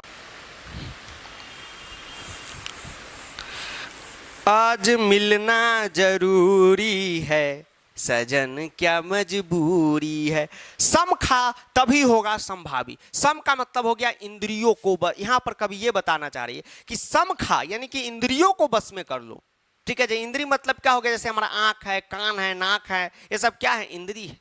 इसको अपने बस में कर लो। आप सोचते आ हा रेटिना पे कैटरीना, वाह वाह वाह, तो आपका इंद्री गलत दिशा में जा रहा है। तो इंद्रियों को वश में करने के लिए कवित्री करेंगे कि आपको जो है इंद्रियों को वश में करना है, तभी जाकर आप संभावी होंगे। संभावी का मतलब आपको पता है? सबको एक समान रूप से, एक बराबर, इक्वल ट्रीट करना। जैसे आप देखेंगे गुरु लोग हैं, संत लोग हैं, वो सबको एक बराबर लेते हैं। कोई भक्त छोटा है, कोई बड़ा है, उससे मतलब नहीं है। भगवान ही है ऐसे, ठीक। गुरु मतलब हुए भगवान। भगवान आप देखेंगे सबको एक बराबर लेते हैं। ऐसा थोड़ी कोई नेता आ गया मंदिर में पहले तो उसको जल चढ़ा के चला गया तो उसको आशीर्वाद मिल गया पहले, ऐसा नहीं। सबको एक बराबर ट्रीट किया जाता है। खुलेगी साकल बंद द्वार की। अब समझिए, अब कवित्री ये कहना चाह रही है कि आपका जो मतलब कि जब आप इंद्रियों को बस में करेंगे तब आप सबको एक समान रूप से देखेंगे, तब जाकर आपका जो असली ज्ञान है, असली मनुष्यता है, असली जो आपका धर्म कर्म है, उसका द्वार खुल जाएगा। अभी तक आपका द्वार बंद है। क्यों? क्योंकि आप अभी दुनिया की जो ये सांसारिक मोह माया है उसमें फंसे हुए हैं कि हाँ मेरे रील पे व्यूज आए कि नहीं आए, मेरा 99 आया कि नहीं आया। ये सब अच्छा चीज़ नहीं है। ठीक है 99 रखिए, लेकिन असली द्वार खोलिए। ये जो है बंद द्वार आपका जब खुलेगा तब पता चलेगा कि इसके बाद की भी कोई दुनिया होती है, भक्ति की दुनिया। वो कहती हैं कि आई सीधी राह से। आई सीधी राह से का मतलब क्या हो गया, यानी कि जो भी आदमी, मान लीजिए कोई अभी मान लीजिए पैदा हुआ, जन्म लिया, मैनिपो को पैंट, अमीर हो गरीब हो सब पहन रहा है, तो उस वक्त उसके अंदर कोई बुराई वगैरह रहता है नहीं। जब वो अपने माँ के कोख से पैदा लेता है, चाहे गुंडा हो चाहे संत हो, दोनों उस समय संत ही रहता है। फिर आगे चल के कोई गुंडा हो गया, कोई संत ही रह गया। गई ना सीधी राह, इनका कहना है कि आई सीधी राह से। सभी लोग सीधे राह से आते, एकदम ईमानदार रहते, लेकिन जब वो जाने का समय आता है तो एकदम भरपूर रूप से क्या रहते हैं, करप्ट रहते हैं, अंदर से घटिया टाइप के रहते हैं कि नहीं। हम आप कोई भी हो, सब रजोगुनी है। रजोगुनी का मतलब समझ गए, अच्छे गुण भी है, कुछ बुरे गुण भी है, कभी गुस्सा भी होगा, कभी शांत भी है, ये है। तो वही इनका कहना है कि जब आते हैं सब, ठीक है, तब तो एकदम सतोगुणी रहते हैं, सबके अंदर ईश्वरीय गुण रहता है, लेकिन जब जाते हैं तो क्या उनके अंदर ईश्वरीय गुण रहता है, नहीं। सुसुम सेतु पर खड़ी थी, बीत गया दिन आ, जेब टटोली कौड़ी ना पाई, माझी को दू क्या उतराई। अब इसका पहले जनरल मतलब समझिए, ये रेफरेंस क्या देना चाह रही है समझिए। जैसे क्या होता था, आपको कहानी बताते, अभी भी जो बच्चे इधर से होंगे, हम लोग के बिहार तरफ से, कोसी वगैरह से होंगे, सहरसा जिला से, तो कोसी में जब पानी आता है, कोसी नदी है, बहुत बड़ा नदी है, ठीक है, हमको लग रहा है कि एक बार कोसी नदी का पानी बहता है तो हजारों हजारों गांव डूब जाता है, और यहाँ से लेके आपको 5 किलोमीटर तक खाली पानी ही पानी दिखेगा, खाली पानी। तो आपके यहाँ सरकार पुल नहीं बनाती है, पुल बनाती है, लेकिन अब पूरा गांव को पुल से ही तो नहीं तोपा जा सकता है, पुल तो जनरल डे के लिए रहता है, लेकिन बाढ़ आने पे क्या होता है, तो हम लोगों को नाव से पूरा जो है पार करना पड़ता है। एक नाव रहता है, उससे पूरा पार करना पड़ता है। अगर मान लीजिए किसी को पूर्णिया आना हो सहरसा से, तो पूरा नाव उसको पार करना पड़ेगा, ठीक। किसी को मधेपुरा से सहरसा आना हो, पूरा नाव से उसको दूर दूर तक पार करना पड़ता है। तो जब पार करते हैं नाव से, तो हम लोग, जो नाविक होता है, जो नाव चलाता है, उसको 10 रुपया 5 रुपया दे दिए, मोटरसाइकिल भी उस पर धर लिए तो 20 रुपया एक्स्ट्रा दे दिए। तो वही उनका कहना है कि ये जो नाव है, ये क्या है, जीवन रूपी नाव है, ठीक। आप समझिए कि ये बताना ये चाह रही है कि ये जो है, ये क्या है, जिंदगी का आखिरी समय है। समझ लीजिए ये जिंदगी का आखिरी समय है, लास्ट डे है, LD। और इसके बीच में नदियां हैं, क्या है, नदियां बह रही है, नदियां बह रही, ठीक। ये नदियां चल रही, नदी तो इस टाइप से ना चलेगा, चाहिए इस साइड से, ये नदी चल रहा है, समझ लीजिए नदी चल रहा है। और उनका कहना है कि यहाँ पर ये दूसरा किनारा है, ये क्या है, दूसरा किनारा है, ठीक। और ये जो किनारा है, ये ईश्वर के, यानी कि गॉड का जो किनारा है, भगवान के किनारा है, और यहाँ से भगवान का जो है दुनिया शुरू होता है, अच्छी दुनिया शुरू होती है। लेकिन इस किनारे से इस किनारे तक पहुंचने में, जैसे जनरल लोगों को नदी पार करने में नाव वाले को पैसा देना पड़ता है, यहाँ पर वो नाव कौन चला रहे हैं, भगवान चला रहे हैं, और भगवान को मैं क्या पैसे दूं, ठीक। तो सर भगवान तो खुद पैसे वाले, तो यहाँ पर वो पैसा नहीं, यहाँ पर पैसा का मतलब हो गया, यहाँ पर ये पैसा का मतलब हो गया, देख रहे हैं, यहाँ पर ये पैसा का मतलब हो गया, उतराई का मतलब हो गया उतरने का पैसा। यानी यहाँ पर ये पैसा हो गया कि आपने यहाँ पर जिंदगी के आखिरी दिनों तक क्या कर्म किया है, क्या आपने ये किया है, अच्छे गुण किए हैं, क्या आपने लोगों की मदद की है, यानी क्या आपके अंदर अच्छाई है, क्या आप अच्छे व्यक्ति हैं। नहीं कहता है धर्म करेगा वही लोग कमा के ले जाता है, ठीक। आपने 100 कंबल बांट दिए, वो आपके अकाउंट में बैलेंस चढ़ गया, ठीक। आपने गरीबों को खाना खिला दिया, वो आपके अकाउंट में बैलेंस चल गया। अब जैसे अपने स्कूल वाले लोग हैं, स्कूल प्रिंसिपल लोग कितना लूटते हैं बच्चा को, उनके पास अंत में जब जिंदगी के दौर में वो पहुंचेंगे, 1 रुपया नहीं रहेगा भूतनी वाले के पास, और वहीं पे अटके रहेंगे, आत्मा भटकता रहेगा। और जो सत्य कर्म करेगा, जो अच्छा रहेगा, उसको भगवान यहाँ पर उठा के इस तरफ ले आएंगे। क्यों? क्योंकि उसके पास वो सत्य रूपी पैसा है। वही कवित्री जी कहती है कि मैं तो यहाँ पर खड़ी थी, बीत गया दिन, बीत गया, टोटल दिन बीत गया, जेब टटोलती रह गई, ठीक। ये दुनिया अपने आप में नहीं कहती है, अपने को भी कहती है, दुनिया को भी कहती है कि जेब टटोल रही हूँ, इसी पॉकेट में हाथ लगा रही हूँ, कुछ नहीं है मेरे पास, AC, fridge, iPhone, Bhim UPI सब छूट गया, जेब टटोली कौड़ी न पाई, 1 भी रुपया नहीं है मेरे जेब में, माझी को दू क्या। माझी मतलब हुआ नाबिक, भगवान, खेवैया। क्या उतराई, उतराई मतलब अब उतरने का पैसा, किराया क्या दूं, ठीक है, क्या दूं उनको? उतराई से ये मतलब है ताकि उतराई का मतलब होता है जैसे यहाँ बिहार में चलता है उतराई यानी उतरने का, ललौनी यानी लाने का। क्या उतराई दे दूं मैं उसको? कुछ तो ही दू पाऊंगी भगवान को, यही वो बताना चाहती। इस के माध्यम से आपको ये बताना चाह रहा है जो कवित्री जी है, जो है कबूतरी नहीं कवित्री, ठीक है। हम लोग थोड़ा बिहार से है तो सीधा एक के दान में बोल देते हैं, ठीक। इसलिए कभी कभी कोई 2x पे कर देगा, सर कबूतरी बोल रहे, नहीं कवित्री। उनका कहना है थल थल में बसता है सिभी, थल थल में बसता है सिभी, भेद न कर क्या हिंदू मुसलमान, ठीक है। उनका कहना है कि जब जिंदगी के आखिरी समय पर आप पहुंचोगे, इसी द लास्ट डे पहुंचेगा, तो आप देखिएगा कि उस दिन आपको पता चल जाएगा अरे कोई हिंदू मुसलमान, कोई यहाँ पर अल्लाह राम सब एक ही हैं, टोटल एक ही भगवान है, उनके अलग अलग रूप है। जिस दिन आप मरोगे उस दिन आपको दर्शन होगा, ठीक। उस दिन आपको पता चलेगा कि सब एक ही हैं। आप देखोगे उस नाव में हिंदू भी जा रहा है, मुसलमान भी जा रहा है, आप कहेंगे अरे सबके पिता तो एक ही थे, सबके भगवान खुदा एक ही थे। वही उनका कहना है कि क्या थल में क्या हिंदू मुसलमान में है, थल थल में बसता है शिव ही, यानी शिव ही भगवान है, वही एकमात्र भगवान है, वही का सब रूप है, वही क्या है बस रहे। कहाँ पर बस रहे? सब जगह बस रहे। भेद न कर क्या हिंदू मुसलमान, यानी कौन भेद है हिंदू और मुसलमान में? ज्ञानी है तो स्वयं को जान, ज्ञानी है तो स्वयं को जान, स्वयं को जाने की चीजें, ज्ञानी है तो स्वयं को जान, वही है साहिब से पहचान।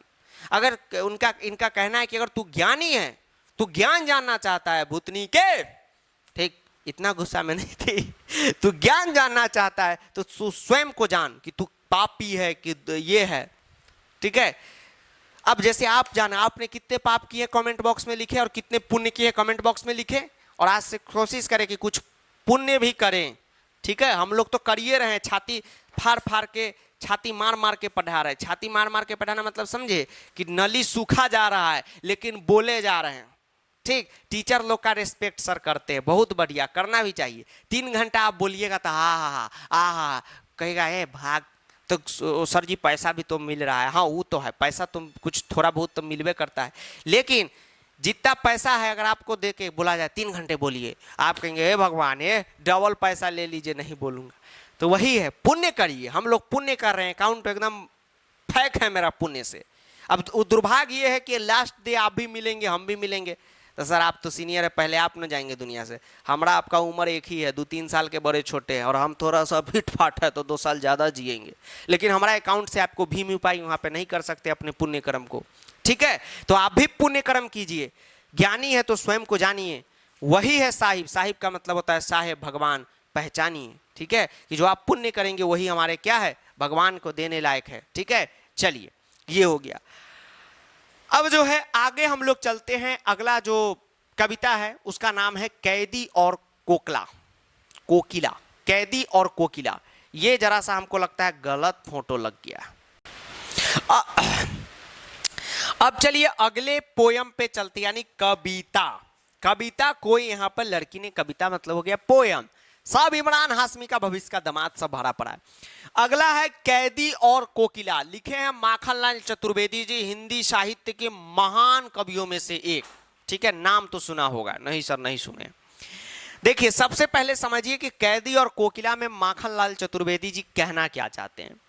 तो वह ब्रिटिश हुकूमत यानी अंग्रेजी जो सरकार थी, ठीक है, जिसमें कहा जाता था अगर होमवर्क नहीं करोगे तो तुम लोग को कोड़ी पड़ेंगे, ब्लाइंड में कोड़े हो जाओ ब्लडी लोगो, ठीक। उस हुकूमत की बात को यहाँ पर बताते हैं, ठीक है।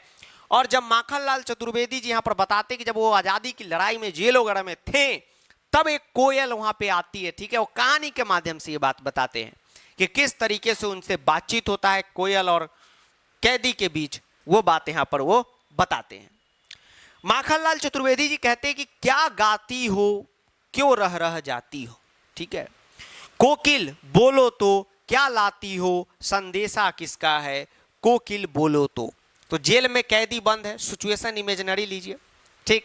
माखनलाल चतुर्वेदी जी अभी इमेजिनरी लीजिए, हुआ है, अभी इमेजिनरी लीजिए। चतुर्वेदी जी जेल में बंद है, आप ही जेल में बंद है।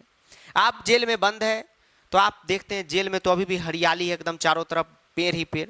उस पेड़ पे एक कोयल आके बैठती है और कहती है कू कोयल सी तेरी बोली कुकू कू कू कू कू कू। तो माखनलाल चतुर्वेदी जी कहते क्या गाती हो, क्यों रह रह जाती हो, यानी क्या रुक रुक के रह रह जाती हो का मतलब क्या लगातार क्या बोल रही हो, क्या गा रही हो। कोकिल बोलो तो, एक कोयल बताओ तो क्या बोल रही हो। क्या लाती हो संदेशा किसका है, कोकिल बोलो तो। अब आप में से कुछ कहेंगे कि सर माखनलाल चतुर्वेदी जी पागल हो गए थे, जो कोयल क्या बोल रहे उनको कैसे पता चलेगा। तो साहित्य ऐसा ही होता है, ठीक है। साहित्य का मतलब होता है कि साहित्य का मतलब होता है इनडायरेक्टली बातों को समझाना। अब कोयल के माध्यम से बताना क्या चाहते हैं कि अंदर में क्या सिचुएशन था ब्रिटिश हुकूमत के जेलों में। अभी के जेल का तो अलग सिचुएशन है, वो आपको हम बताएंगे कि क्या एक्सपीरियंस वहां मिलता है, लेकिन उस दौरान क्या जेलों में स्थिति थी वो बताते हैं। तो कोयल के थ्रू बताते हैं, कोयल से कनेक्ट करके बताते हैं, ठीक है। जैसे कोई उनका अपना आदमी बाहर खड़ा हो, ठीक। तो ये नहीं समझिएगा कि कोयल से मतलब बातचीत हो रहा है, ठीक है, ये अपना में लिख रहे हैं, ठीक। अब जैसे गाना आता है लगे 440 वोल्ट छूने से तेरे, तो ऐसे छू दिया तो वोल्ट लग गया। मैं दूर तक जा रहा हूँ, आवाज दोगी क्या, तो दोगी भी तो पता चलेगा। तो सब बस कहने कहाने का बात है, समझने का। संदेशा किसका है, कोकिल बोलो तो, यानी कभी कहते हैं कि किसका संदेशा कोई लेके आई हो, बोलो क्या है बात है। ऊंची काली दीवारों के घेरे में, डाकू चोरों बटमारों के डेरे में, जीने को देते नहीं पेट भर खाना, मरने भी देते नहीं तरफ रह जाना। यानी कवि जो है ये ऊपर के 4 लाइनों में, यानी 4 एक पंक्तियों में बताना चाहते हैं, 4 लाइनों में ये बताना चाहते हैं।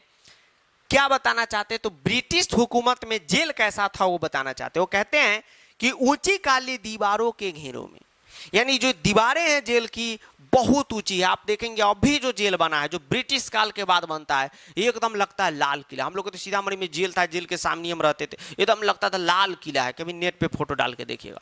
तो अब तो लाल है, लाल हो। पहले जेल सब अंग्रेज में एकदम काला काला, गोवा हुआ का जेल दिखाता है, एकदम कड़िया धुधुर नहीं रहता है, काला पानी का सजा। जी सर।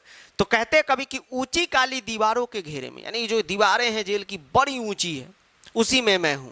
किसके साथ, तो डाकू के साथ हूं, ठीक। तो आपको पता होगा कि जेल अंग्रेजी सरकार क्यों बनाई थी, कि जो भी बदमाशी करेगा, चोर डकैत होगा, मतलब लफुआ होगा, उसको अंदर में बंद करेंगे। लेकिन बाद में आज़ादी का लड़ाई हो गया, तो जो अच्छे लोग थे, जो आज़ादी की लड़ाई में कूदे थे, गांधी जी हैं, भगत सिंह हैं, सब जेल में गए। गए कि नहीं गए, जी सर। सुभाष चंद्र बोस है, जितने भी अपने हैं, ठीक, सब जेल में गए। तो वही कवि कहते हैं कि मैं तो कवि हूं, मैं तो पढ़ा लिखा हूं, फिर भी डाकू चोर बटमारों के डेरे में हूं, ठीक है। यानी कि मैं क्या हूं, तो डाकुओं चोर अपराधी के साथ रह रहा हूं, ठीक। आप जेल में जाइएगा तो वहां खाली आपको डाकू चोर अपराधी मिलेगा, ठीक। एक चबूतरा बना रहा था, सब उस पर बैठ के ताश खेला, अरे कौन भाई कहां से क्या कांड करके आए, वही यहां पर कवि कहते हैं। फिर आगे कहते हैं जीने को देते नहीं पेट भर खाना, ठीक है। तो अंग्रेजी सरकार में जेल में खाना भी ठीक से नहीं दिया जाता था कैदियों को, ठीक है, अभी भी नहीं मिलता है, ठीक। मरने भी देते नहीं तरफ के रह जाना, न जीने देते हैं न मरने देते हैं। जेल में आप जाइएगा तो बड़ा स्थिति खराब हो जाएगा। अगर आप शुद्धा आदमी है, कभी धोखाधड़ी से जेल पहुंच गए, यहाँ खाली वहाँ अपराधी सब मिलेगा। अब वहाँ जो बड़ा बड़ा अपराधी रहेगा, छोटा छोटा भैया आप अपराधी रहिएगा, मतलब जनरल आदमी, तो सबसे अपना कपड़ा खिंचवाया, ठीक है, तो आप कहेंगे सर जेलर को कंप्लेन करेंगे, सब उसी का आदमी सब मिला रहता है, जो बड़े अपराधी। वही है कि मरने भी देते नहीं, तरफ तरफ के उसी में मर रहा हूं। जीवन पर अब दिन रात कड़ा पहरा है, शासन है या तम का प्रभाव गहरा है। तम मतलब हुआ अंधेरा। कवि का कहना है कि जीवन पर अब दिन रात कड़ा पहरा है, ठीक। जैसे आप जेल में जाएंगे तो आप नहीं जाएंगे, मतलब एक आपको बता रहे हैं कि जेल में जो जाता है उसके अंदर क्या होता है, कड़ा पहरा उसके पे लगा रहता है, ठीक। आप कहीं पेशाब करने गए, वो भी देखने गया कि यही कहीं कोई टेक्नोलॉजी से बात तो नहीं कर रहा है, पेशाब टेक्नोलॉजी से, या कोई काम तो नहीं कर रहा है, कोई जेल को उड़ाने का तो नहीं प्लानिंग है। यानी पूरा जीवन पे क्या है, दिन रात कड़ा पहरा है। शासन है, कभी कहते हैं कि शासन है, अंग्रेजी शासन है, या तम का प्रभाव गहरा है, या अंधेरा का प्रभाव जिंदगी में गहरा हो गया। नहीं, आप लोग कहते हैं अंधेरा छा गया है जिंदगी में, ठीक। और ऐसे भी रात की बात है तो अंधेरा का जिक्र है। हिमकर निराश कर चला रात भी काली, यानी कभी कहते हैं कि चलो भाई उजाले में तो बड़ा अच्छा लगता है, लेकिन हिमकर, हिमकर का मतलब हो गया चंद्रमा, चंद्रमा भी निराश होकर चला गया है, अब रात भी काली है। आप ये कहने का है, चंद्रमा तो एक प्रोसेस होता है वो ज्योग्राफी का, उसके अकॉर्डिंग आता जाते रहते हैं चंदा मामा। लेकिन कभी कहते हैं कि चंद्रमा जो है वो भी निराश होकर चला गया है। चांदनी रात, चंद्रमा की जब रात होती है एकदम उजाला फैला रहता है जी सर, और जब अमावस्या आता है एकदम काला काला। तो कभी कहते हैं कि चंद्रमा भी निराश होकर चला गया है, अब रात भी काली है। इस समय काली माम यही जगी क्यों आली, आली का मतलब होता है सखी, यानी इस काले माहौल में क्यों तुम जगी हो, क्यों तुम जगी हो ये सखी, यानी कोयल से हाल चाल के बारे में पूछते हैं कि क्या समय है, इस समय क्या बात है बताओ। क्यों हुक पड़ी बेदना बोझ वाली सी, कोकिल बोलो तो क्या लूटा। ठीक है, यानी कभी कहते हैं इस पंक्ति में हुक मतलब हुंकार, क्यों हुक पड़ी मतलब क्यों तुम कू कू कह रही हो, ये जो तुम्हारी वेदना है ये बोझ सी लग रही है, मान लो कि ऐसा लग रहा है कि तुम किसी तकलीफ में हो, कोकिल बोलो तो क्या हुआ, क्या समस्या है। फिर कभी कहते आगे, इस हुंकृति पर अपनी कृति से और कहो क्या कर दूं, कोकिल बोलो तो मोहन के व्रत पर प्राणों का सब किस में भर दूं, कोकिल बोलो तो। पहले समझिए इसको, ऊपर से नीचे समझना है। कभी कहते हैं मोहन के व्रत पर, तो मोहन का मतलब यहां पर हो गया गांधी जी से रिलेटेड है। ठीक, आपको पता हो गांधी जी आंदोलन करते थे और उन्हीं के साथ सब अच्छे लोग पढ़े लिखे लोग जुड़ गए। तो गांधी जी का इनका कहना है कि मोहन के व्रत पर, यानी मोहन का जो आसब, आसब का मतलब हो गया आनंद, यानी मोहन का जो आनंद है। आप देखते थे गांधी जी की गिरफ्तारी हो गई, गांधी जी के पीछे अंग्रेज पड़ा हुआ है, फिर भी गांधी जी आनंदित रहते एकदम खुशी खुशी, और चलने भी बहुत स्पीड थे, हम यात्रा करते थे जगह जगह। हम लोग इधर चंपारण में भी आ गए थे, तो यात्रा उन्होंने किया, अभी भी आश्रम वगैरह है ठीक, जहाँ पे गांधी जी स्कूल खोले थे। तो गांधी जी का जो आनंद है, हे कोयल बोलो तो वो प्राणों का सब आनंद किसमें मैं भर दूं, यानी कवि का कहना है कि मेरे अंदर वो कला है सबको गांधी जी की तरह बनाने की, तुम ही बताओ किसमें वह भर दूं। अपनी कृति से और कहूं क्या कर दूं, यानी जो अपनी कृति है, अपनी रचनाएं हैं। आपको पता होगा कि जब जेल में हमारे स्वतंत्रता सेनानी लोग बंद होते थे तो वो लोग तो कवि हुआ करते थे, तो वो लोग अब लिख लिख के वहां से, जैसे हिंद स्वराज लिख के, पूरा उस समय तो रील उल नहीं था, व्हाट्सएप मैसेंजर नहीं था कि इस मैसेज को 4 लोग शेयर करो, अंग्रेज को भगाना है, नहीं शेयर करोगे तो माता जी नाराज हो जाएगी, ऐसा बात तो नहीं था, फॉरवर्ड टू मी। तो उस समय हिंद स्वराज गांधी जी लिख के पूरा देश को मतलब कि आंदोलन में खड़ा कर लिए थे अपने साथ। ठीक, अंग्रेज का पैंटे गिला हो गया।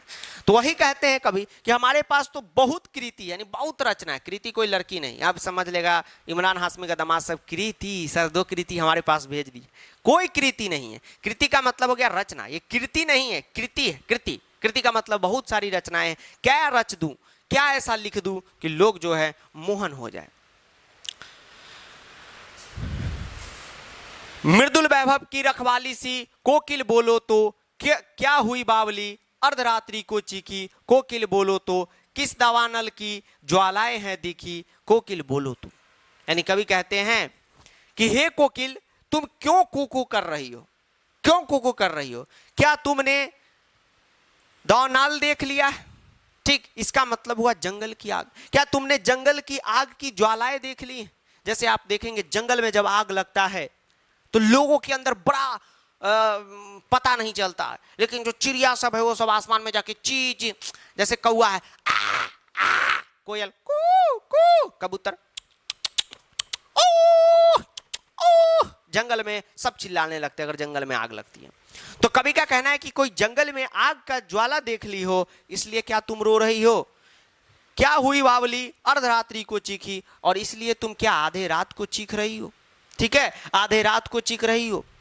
तुम तो मृदुल वैभव की रखवाली हो, तुम क्या हो, तुम मृदुल वैभव की रखवाली हो, फिर भी तुम क्यों चीख रही हो, हे कोकिल बताओ तो, बोलो तो। ठीक, तो यहां पर ये कोकिल का मतलब हो गया कोयल। कोयल से बातचीत के माध्यम से कवि आपसे बातचीत कर रहे हैं कि अंग्रेजों के जमाने में क्या स्थिति था। कवि कहते हैं कि क्या देख न सकती जंजीरों का गहना, हथकरिया क्यों यह ब्रिटिश राज का गहना। ठीक, कवि का कहना है कि हम ही लोग को बता रहे कि क्या हम लोग देख नहीं सकते जंजीरों का गहना। तो आपको पता होगा कि पहले जंजीर अब तो हथकड़ी आ गया है। ठीक, ऐसे अब तो बड़ा सुविधा से पुलिस ले जाता है। ठीक, कोई दिक्कत नहीं, पहले बड़ा मारता था, अंग्रेजी सरकार में तो अब ज़्यादा, अब तो बढ़िया बढ़िया सुविधा, अगर आपको हथकड़ी लग जाए आराम से मोटरसाइकिल अपने कार में पुलिस को भी ले जाए, खिलाइए पिलाइए, आराम से जेल पहुँचिए। ठीक है, बीच में अगर टाइम पास बाबू सोना से भी मिलवा देगा। अब पहले वाला बात नहीं है, पहले था ऐसे हथकड़ी यहाँ बांध के यहाँ यहाँ पूरा पैर में ऐसे ऐसे ऐसे ऐसे योद्धा को गिरफ्तार कर लिया। तो कवि का कहना है कि जो जंजीरें हैं ये हमारा गहना है, इसको कोई आम मत समझिए, हमारा गहना है। ये हथकड़ियाँ क्यों कह रही हो, ये तो ब्रिटिश राज का गहना है। ठीक, तो कवि अपने आप को बहुत ये शान की बात समझते थे कि हम जेल में हैं और ये ब्रिटिश राज की हथकड़ी पहने हुए हैं। ठीक, लेकिन अभी के परिदृश्य, अभी के ये प्रवेश में ये बात गलत हो जाएगी। अभी आप लोग ये बात सीख लेंगे कि हाँ अब गुरुजी बता दिए, चल बेटा अब हो गया, मोहल्ले में किसी का काम तमाम करके हथकड़ी पहन लेते हैं और फिर मम्मी पापा पूछेंगे, कहेंगे गुरुजी पढ़ाए हैं कि हथकड़ी गहना होता है। तो ब्रिटिश राज में गहना था, क्यों? क्योंकि सब आज़ादी के लड़ाई के लिए जेल में गए थे, अच्छे काम के लिए। ठीक, मर्डर करके नहीं गए थे या किसी को छेड़ के या कोई लूट मार करके नहीं गए थे, बैंक लूट के, आज़ादी की लड़ाई में गए थे। ठीक, तो हर 100-150 बरस बाद आज़ादी की लड़ाई होती है, आप इतिहास पढ़ लीजिएगा, अभी भी है, फिर आज़ादी की लड़ाई होगी। ठीक है, तो उसमें सब लोग जेल चलेंगे। ठीक, तो वो ये होगा, नहीं कहता है, वो गर्व की बात होगी, वही कभी कहते हैं। कोल्हू का चरकचू जीवन की तान, गिट्टी पर उंगलियों ने लिखे गान। हूँ मोट खींचता लगा पेट पर जुआ, खाली करता हूं ब्रिटिश अकर का कुआं। अब समझिए ब्रिटिश जमाने में क्या होता था। सबसे पहले अभी एक तेल भी आता है, कंपनी है, केसरिया तेरा केसरिया से रंग जोगी हुआ रे, उन्हें अल्फाजों का नूर नूर बिमल बोलो जुआ केसरी। उसके बाद एक तेल का प्रचार आता है, बैल कोल्हू का तेल। तो पहले हम लोगों के गांव में क्या होता था, अभी भी होता है, तेल जो पिराता था, पिराने का मतलब हो गया कि जो सरसों तेल आप खाते हैं, कच्ची घानी तेल, तो इस सरसों को पेर के बनता है। तो ऐसे एक ओखली लगा रहता था और इसमें एक ऐसे ओखली में कूटते हैं ना वो, और इसको बैल से बांध दिया जाता था और बैल घूम घूम के ऐसे घूम घूम के गोल गोल घूम घूम के उसको इतना पेरता था कि तेल निकल जाता था। इसीलिए लोग को परेशान किया जाता था, कहता है तेल निकाल दिया। क्यों कहता है तेल निकाल दिया? इसका मतलब थोड़ी कि कहीं से तेल चू रहा है लोग में से, तेल निकाल देने का मतलब हुआ एकदम पीस के मार दिया एकदम। तो कवि का कहना, और ब्रिटिश राज में ऐसा ही होता था। तो ब्रिटिश राज में क्या होता था कि आप देखते हो पुराना फोटो, गाली तो नहीं देंगे ब्रिटिश को जिन्होंने हम लोग के पूर्वज को तंग किया है, क्योंकि ये मर्यादा के खिलाफ है, लेकिन दे दिए, मन में दे दिए गाली, माइक पे आने दे दिए। तो वो लोग क्या करता था, एक बग्गी में बैठ जाता था, हम लोग के जो यहाँ के लोग थे उनसे ऐसे ऐसे बैल की तरह ऐसे ऐसे खींचवाता था बग्गी। ठीक है, आप फोटो में भी देख लीजिएगा, हम लोग के यहाँ के लोग तो बहुत मजबूत होते थे। तो क्या करता था, जुआ डाल देता था। जुआ का मतलब समझ रहे हो, पैसा वाला जुआ नहीं, जुआ मतलब ऐसे दो बैलों के कंधा पे ऐसे डाला जाता है और ऐसे बैल हाँकते हैं ना हम लोग, ठीक, घोड़ा पे आप नहीं देखा, ठीक है, तो उस तरीके से बैल के जगह आदमी पे ही अंग्रेज सब जुआ डाल देता था। जुआ का मतलब हो गया वही दो आदमियों को जोड़ता है, इस तरीके से बैल में रहता है। कैसे समझाए, देखिए ये एक बैल का माथा पे ये रख देगा, एक बैल के कंधा पे, मतलब वह कंधा पे रखता है, कंधा माथा तो एक ही जगह होता है। तो अंग्रेजी सरकार में आदमियों पे ही रख देता था। तो कवि का कहना है कि कोल्हू की चरक चर चर चर चर, आप देखिएगा वो जब बैल ऐसे नचता है तो काठ का रहता है, लकड़ी का रहता है, नट पे कसा रहता है, तो ऐसे घूमेगा तो चर चर बजता रहता है। सर सुना दीजिए, आवाज सुना देते। आप लोग स्कूल में जो बेंच डेस्क थोड़ा सा लचलचुआ हो जाता है तो आप लोग ऐसे बैठ के चर चर आवाज नहीं करते रहते क्लास में? जी सर। और टीचर खोजता रहता है कौन बेंच से आवाज आ रहा है, ऐसे चर चर, कहते हैं सर बेंच खराब है। ठीक, तो उसी टाइप से चर चर आवाज आता था। गिट्टी पर उंगलियों के लिखे गान, यानी कभी कहते हैं कि पूरा जो है ऐसा लग रहा है कि हमने गिट्टी पे उंगलियों के गान लिखने का मतलब बहुत मेहनत कर रहे हैं, पूरा निशान बन जा रहा है। मोट खींचता लगा पेट पर जुआ, मतलब कि एकदम पीठ पे पेट पर जुआ लगा, ऐसे ऐसे खींच रहा हूँ एकदम तेल पेरने का। ये सब क्या है? जब ये नहीं करता हूँ तो ब्रिटिश हम लोग पे हंसता है, लेकिन जब ये करता हूँ, क्योंकि ब्रिटिश को लगता है कि ये तो बैल का काम है, ये आदमी कैसे कर देगा, लेकिन जब करके दिखाता हूँ तो ब्रिटिश के अकड़ का कुआं जो है वो टूट जाता है, खाली कर देता हूँ घमंड का। जैसे मान लीजिए कि आपके मोहल्ले के कोई अंकल जी ऐसे खाई नहीं लगाते हो, ये लड़का इजे ही निकालेगा, नीट निकालेगा, बट अब मान लीजिए कि आप अंकल जी बोले कि जेई निकालेगा, नीट निकालेगा, और आप जो है आईआईटी बॉम्बे में कंप्यूटर साइंस मार दिए, तब आप अंकल जी के सामने ऐसे ऐसे खैनी लगाएंगे। ठीक, अंकल जी का आप अकड़ का कुआं खाली कर दिए। तो उसी तरह ब्रिटिश अकड़ का कुआं खाली करते थे ये लोग। दिन में करुणा क्यों जगे रुलाने वाली, करुणा का मतलब होता है भाव। तो कभी कहते हैं कि दिन में रुलाने वाली करुणा नहीं जगती थी, इसलिए रात में गजब ढा रही आली। आली का मतलब हो गया सखी। ये कोयल को कह रहे हैं अपनी कहानी कि हे सखी, रोने का करुणा, रोने का तो 24 घंटा मन करता है ब्रिटिश हुकूमत के जेल में, लेकिन दिन में नहीं रोता हूं, क्योंकि दिन में रोने वाली भावना जगती ही नहीं है। अगर रोऊंगा तो वो लोग समझेंगे कि ये कमजोर लोग हैं, लेकिन रात के अंधेरे में थोड़ा सा क्या करता हूं, रोता नहीं, मतलब उस रोने वाली जो है, जैसे आपको कभी कभी रोने का मन करता है ना, वो मन हो जाता है। इस शांत समय में अंधकार के भेद रो रही क्यों हो कोकिल बोलो तो, चुपचाप मधुर विद्रोह बीज इस भांति बो रही क्यों हो कोकिल बोलो तो।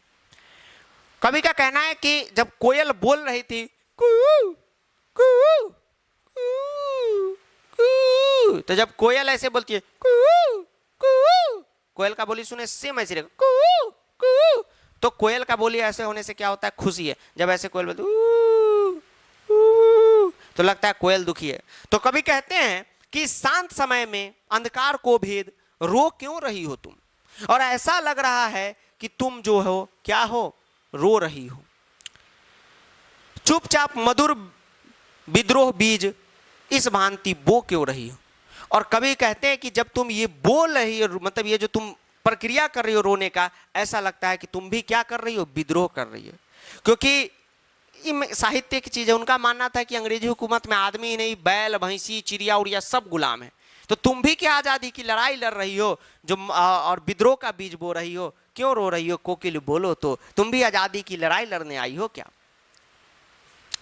काली तू, यानी कभी बोलते हैं कोयल को कि काली तू, यानी काली हो तुम, रजनी भी काली, यानी रजनी भी यानी रात भी क्या है, काली है। शासन की करनी भी काली, नहीं कहते इसकी करना, इसका काम है काला काम है, ठीक, काला पैसा कमाता है। यानी शासन, शासन का मतलब होगा अंग्रेजी शासन। अंग्रेजी शासन की जो करनी है, जो करनी का मतलब हो गया वो मिस्त्री लोग यूज करता है सोनी, करनी का मतलब हो गया जो उनका जो काम करने का तरीका है, काला तरीका है।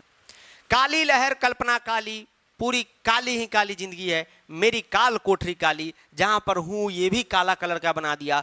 टोपी काली कमली काली, मेरी लौह श्रृंखला काली, पहरे की हुंकृति की व्याली, 30 पर है गाली ए आली। ठीक है, ए आली।